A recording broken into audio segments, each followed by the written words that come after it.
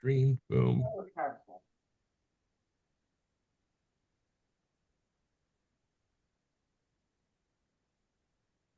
Welcome, everyone, to Name Confidential Live. Hey everyone, welcome to Name Confidential. I'm this week's host, Ryan Redfern. Today we have the man, the legend, one of my favorite people in name. Yes, really.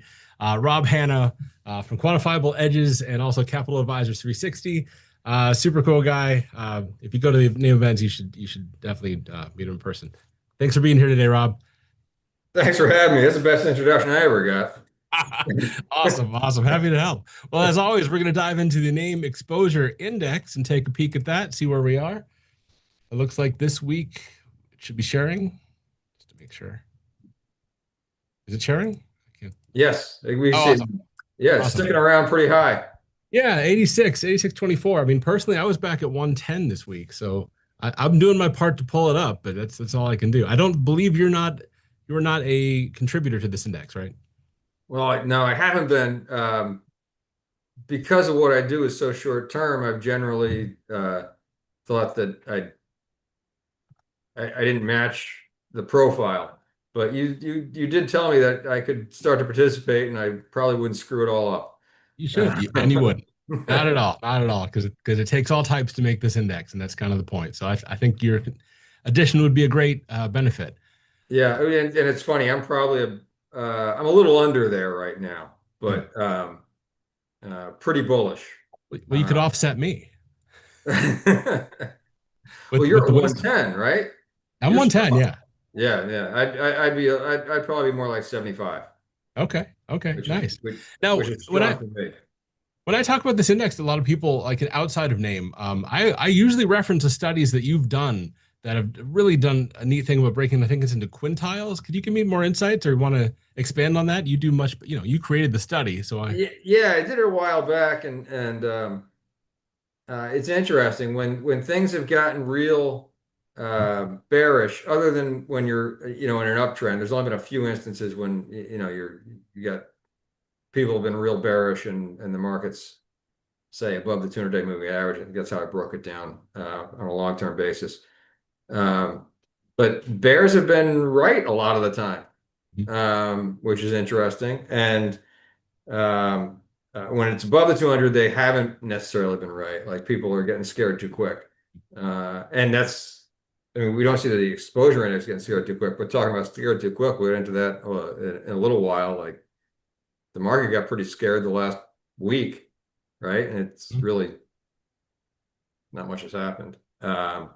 But the other thing is that being bullish has generally been pretty good. It's not a lot of times people think of these as contrarian, Mhm. when you're talking Right. about surveys, and the name hasn't necessarily been contrarian, especially when it's been bullish. Yeah. Right. Right. One So o- one I other found that aspect. interesting. Yeah, one other aspect that I recall you mentioning is these pullbacks. We've got them back here. I don't know if you can see the mouse, but below 60. I recall that was our pretty good buy points, at least historically. Maybe not lately. We've really never had those pullbacks, but certainly when in 2024, those were all pretty good entry points. Yeah, yeah. It's when you get really low, I think that it's not necessarily a great entry point, right? Right. But Right. but when people are starting to like get a little cautious on it, especially if you're in an uptrend, like Mhm. it's a good buying opportunity, Yeah. right? Because they'll jump back the other way pretty quick sometimes. Mhm. I mean, you see that in the exposure index in April there, right? Like Oh yeah, way, way down there. Yeah, that was a market, problem the market took off and it went from 40 below 40 to above 80 like what, in a few weeks, very quickly. Yeah. right? So Yeah. active managers know, hey, I got my signals, I'm getting back in. Right. Right. And that's the kind of things, you know, I um I would equate that almost to there was I do a lot of work with breadth, Mhm. and there was some breadth momentum signals that triggered in late April. And I remember we were talking about it at the last NAIM conference. Mhm. And Yep. like a Zweig breadth, and I have one I call my triple 70. and there's a few others. I can't remember if Whaley Breath triggered or if it was Deemer. But Oh yeah. there's several that I track, and a few of them all like triggered within a few days near the end of April, right? Mhm. And they all look at that kind of, hey, we're going from oversold to strongly overbought. And when you get that strongly overbought, you get that big reversal up. That kind of momentum will carry for an extended period of time. And Yeah. we see that also with the name exposure index here, it looks Yeah. like. Yeah, absolutely, absolutely. Yeah. And compared to the AAII, who stayed bearish until like a couple of weeks ago, Yeah, crazy. I don't get that. So I always hear Well, about how name is wrong, but I'm like, oh, it's usually more accurate than that one, for example, or the bull bear that CNN does. So yeah. Yeah. Well, I mean, that's all. I guess that's the difference between retail and pro traders, right? Like, right, right. I always think it's funny we get a hard time for it, but I think it actually does a pretty good job if you understand what's going on and that it's a lot of it's trend trading in there. But and enough of that. Let's dive into you. If you'd love to talk a little bit briefly about your background and how you got to where you are today, and then we'll dive into some philosophy and I think some charts. So all right. wherever you want to start. I don't know how far back you want me to go, but I've been trading since the late 90s. Hmm. I started off just trading my own accounts, and I used to do a lot of short-term trading. I did a little day trading. Um, and in 2001, I started basically a friends and family partnership. It was a hedge fund structure, and I grew that a bit and ran it for 18 years. A long time. Um, and during that time, I also did some writing on the market. I wrote for trading markets a long time ago for like 3 years. And then I started quantifiable edges in 2008.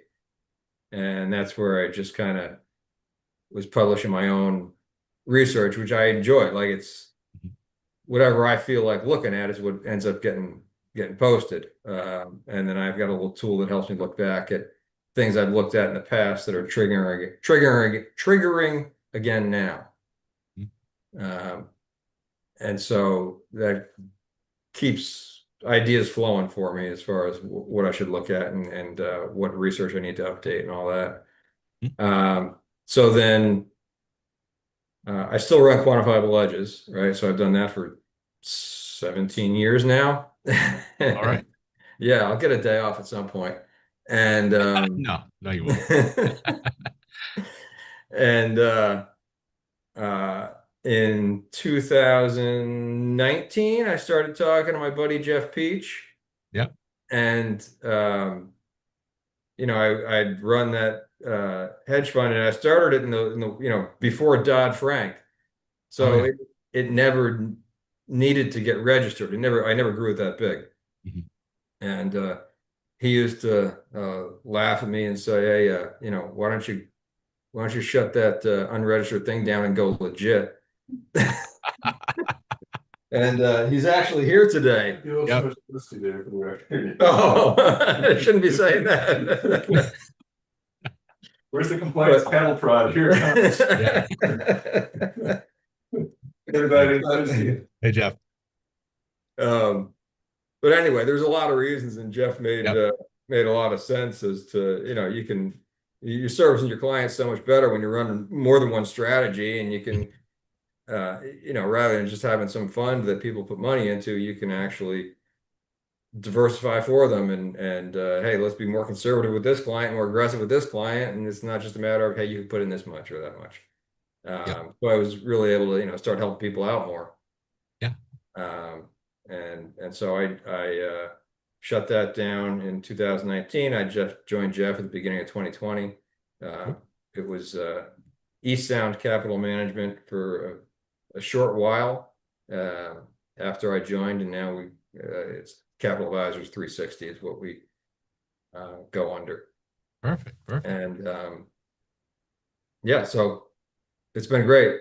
I Yeah. still get to do my research, and now I get to manage for clients and like all you other guys at NAAIM, you can help them with multiple things rather than just being, the trader of one strategy. Yeah.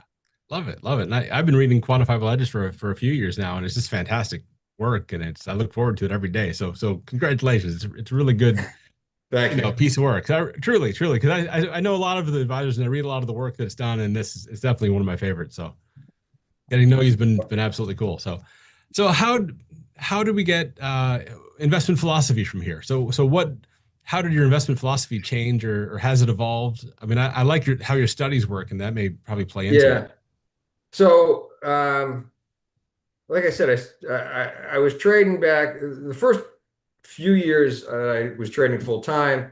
I did well, and then and that was even like 2001, 2002, like some tough years. I was doing all right. Mhm. And a lot of what I did then was trend following type Okay. stuff. Mhm. And then we got into 2004, and that was a real rotational year. So if you look at the S&P in 2004, it did all right, but I didn't. Like I barely scratched by, right? And I was getting rotated into things, Mhm. or I'd try a breakout, and then it would flip the other way, and the next some other sector would pop up, or some other stock pop up. So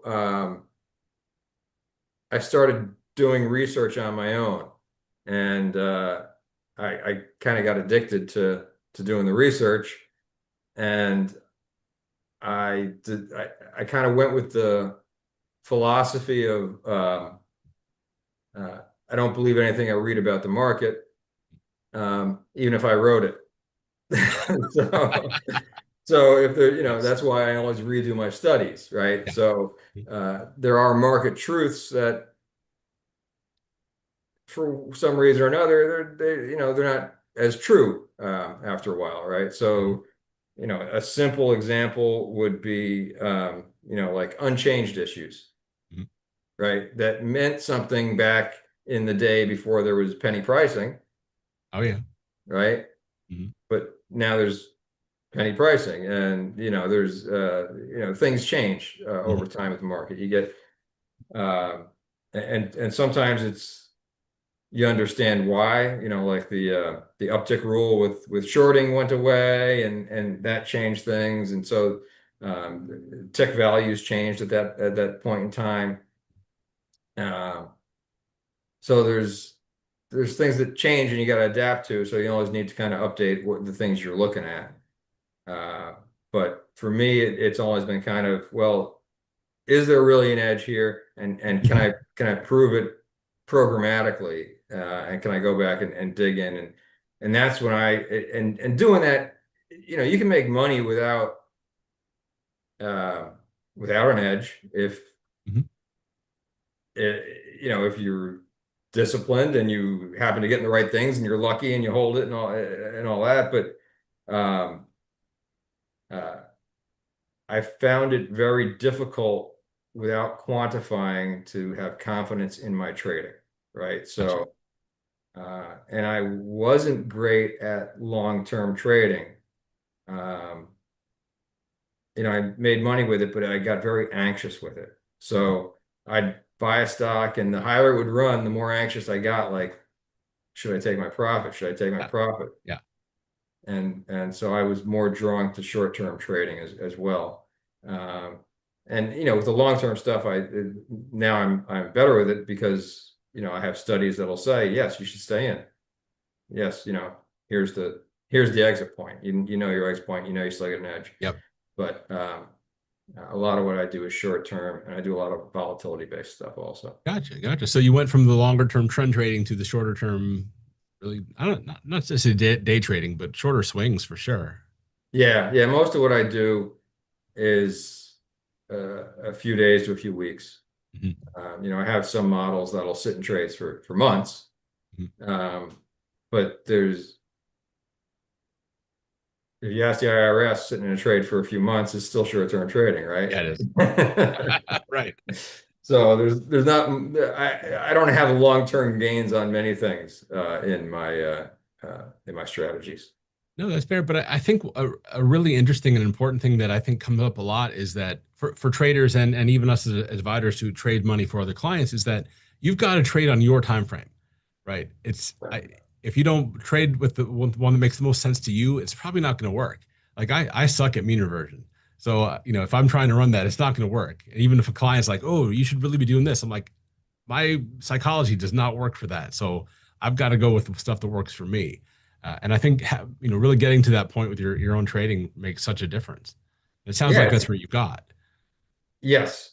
Yeah. And just like you're saying, like mean reversion is a great strategy if it meets your personality, right? Right. And it's a terrible strategy you know you if you're scared to get in Right. when the opportunity, like Yeah. Walter Deemer has a quote. I think it's Deemer. It's when the time comes to buy, you won't want to, Yep. That's right? deep. Yep. Yep. No, absolutely. It's a tough Uh, way that way. and if you're a breakout trader, that's trying to buy the dip is a hard thing to do, or Right. trying to catch a falling knife in some cases. Yeah. Um, It's basically doing the opposite of what you right, would naturally want to do. So yeah, it's hard. If your brain doesn't work, it's not gonna you're not gonna make money doing it. So right. cool. And so I have an easier, like, unlike you, I have an easier time doing that than I do riding things higher and higher and higher. Right. I Right. get anxious with that. Yeah. Yeah. So, Exactly. You've got to find your space, the one that works, and that's what will right. make you the most money, and for your clients as an advisor. So it's Yeah. good to know that. It's good to see that people know that or recognize it because it's important. Yeah. Nice. Well, I think you got some charts to dive into. If you want to talk Oh, about, how you use active management, we'll dive into some of your thinking. Hopefully, some of your quantifiable edges are always really cool to check out, or certainly just to see how you think about edges. you know what? I should have pulled up a study. It's all good. It's all good. You know what I have?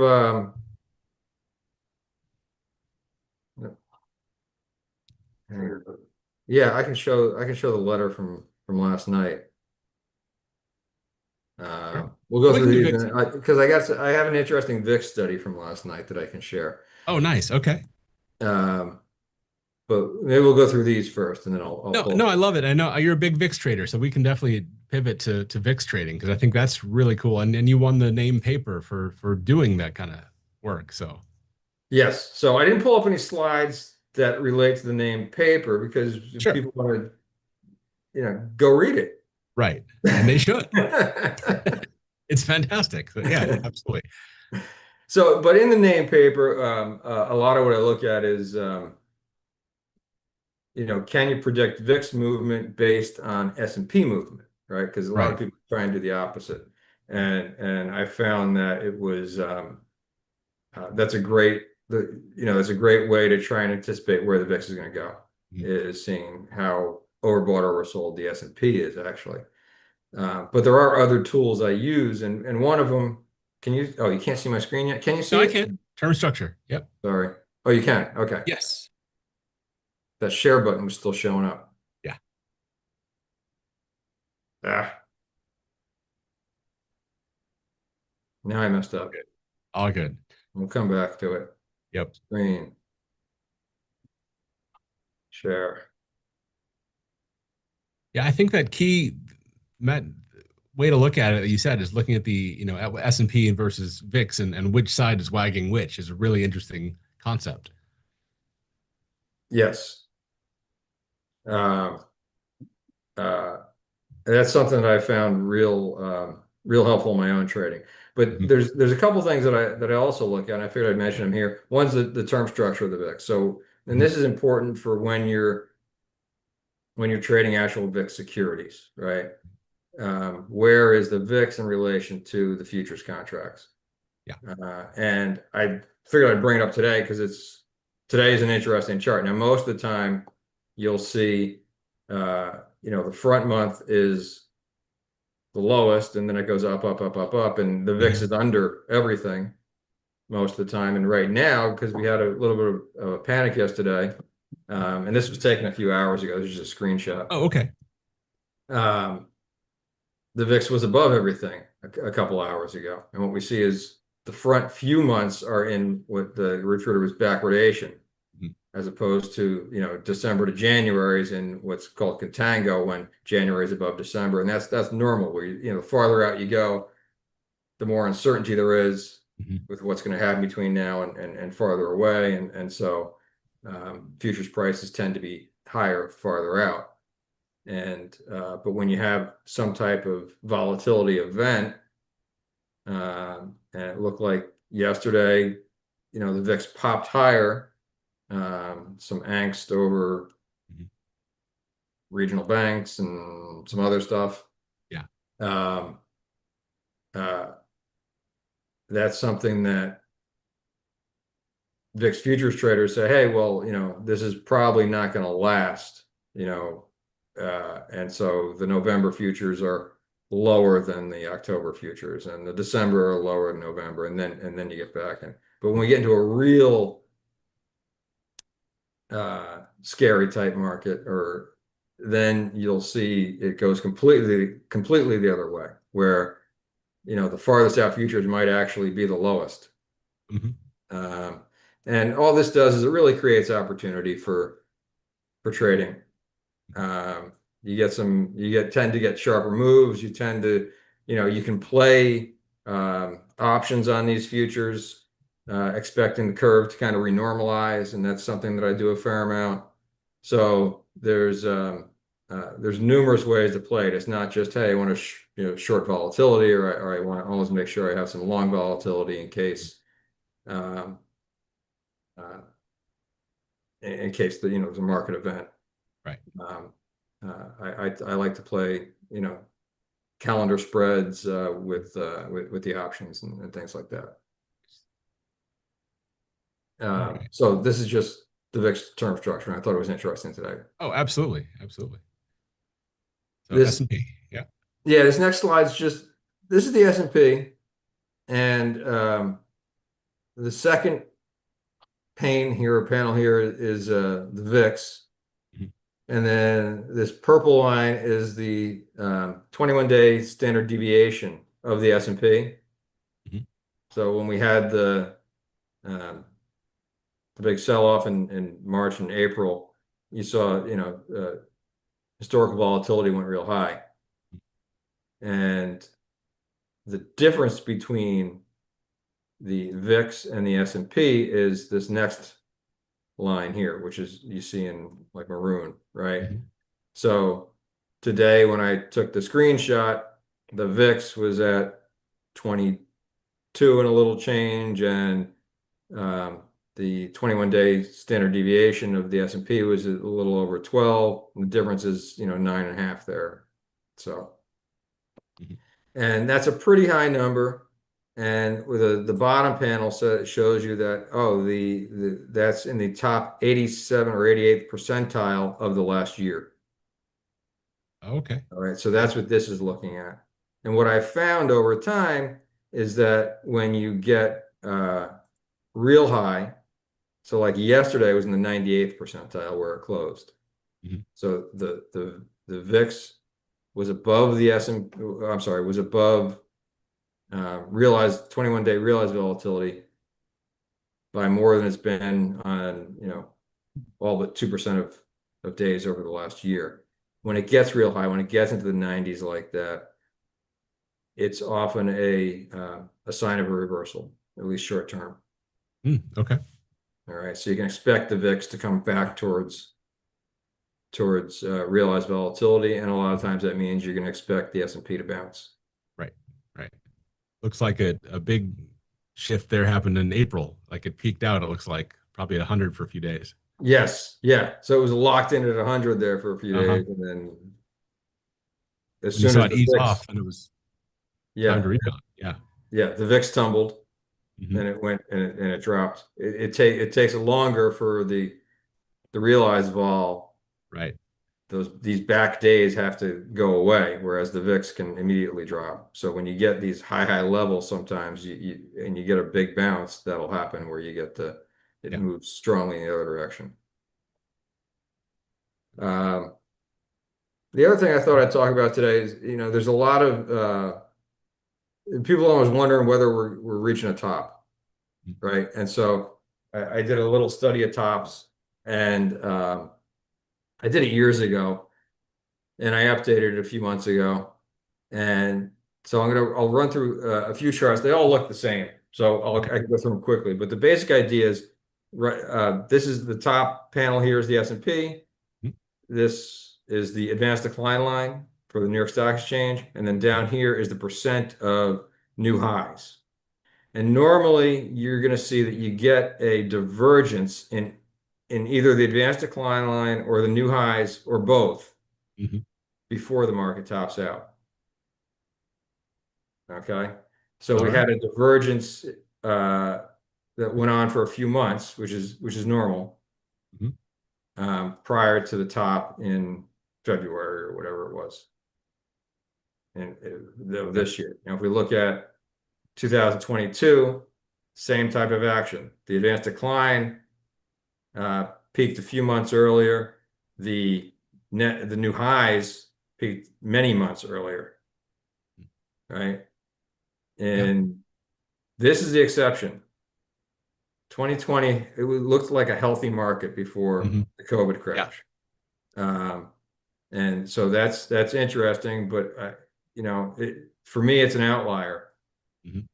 There was no other time where, the economy around the world was completely shut down, right? Like everybody stay in your house for 2 weeks. You would go to the grocery store because it was the only thing open, and you'd be the only person on the road going to the grocery store. So it was, unless something astonishing like that happens again, in normal markets, you normally get these kind of breadth divergences. Here's the 2018 top, right? Several months. Or just a short time for the advanced decline, but there was a long time here for the net new highs. 2011, advanced decline stayed strong, but new highs diverged for a long time here, almost a year. This is the 2007 top.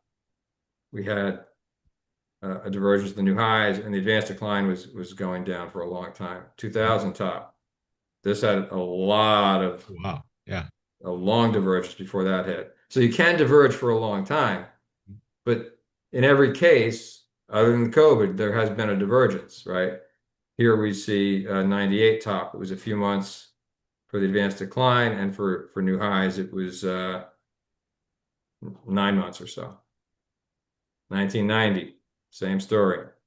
1987, same story. So, you probably see a pattern here. 1980. And these are, what I did is these are all the tops. I started by saying it was a 20% decline, but then, we had like 2011 and this year were like 19% declines. And I said, all right, close enough. So I looked at them also. 76, advanced decline barely made a new high here, but the new highs weren't close. So that was diverging for a long time. And 73, this is as far back as it went. So if we look at the current market, where are we? And what's interesting to me is that, we got a divergence that's a month long now, right? So new highs on this rally topped on September 11th, and so did the advanced decline line. So we've only had a month of any kind of divergence. That divergence can right itself, and we won't have one if it moves higher, right? Not every divergence becomes something that matters. You get a little, dip here, you have a dip here. If it makes a new high, we're in good shape. If net new highs go above, looks like a little under 10%, we'll be back in good shape again. But you notice that most of them, it's been several months before the actual market top. So the way I use this information is, hey, are we still in a healthy market? And it looks like we probably are. I can't say for certain. But it's when you get these divergences that I start paying attention. When you see advanced declines making new highs and the new highs are making new highs, that's when I have extra confidence that, hey, this thing's not about to blow up. Right. Right. So Fantastic. Well, cool. We're just about at time. We hit all the slides. we hit all the slides. Awesome. Awesome. Well, I guess last thing is, do you have any favorite investment quote? Although you did bring up the Deemer quote, and that's probably worth it if you want. Let's say it's something else. Oh, well, I'm a stats guy. Mhm. So I guess, I think it was Homer Simpson that said, Oh, you can learn anything from, or you can claim anything by using statistics. 14% of people know that. fantastic. Fantastic. Love it. That's a winner right there. And then, of course, Name Outlook is coming up November 3rd and 4th in Chicago. Are you going to be there? Absolutely. Why wouldn't Awesome. everybody be there? I think so too. It's a great time. It'll be good to see you in person again. Always good to catch Yeah. up with the Name community. It's a great thing. So I hope people can get out there and see us all. Yeah, it'll be fun. And Yes. then we'll have Tampa in the spring, I think it is. I believe that's where it is. That's where it But is. yeah, it's a good lineup for Chicago in a few weeks, and Yeah, so it should be interesting. absolutely is. Absolutely. Well, Rob, thanks for being here today. Appreciate your time. Good to talk to you. Always good to see you. You too. Thank And you, we'll Ryan. we'll see everybody next week. All Thanks, right. everybody.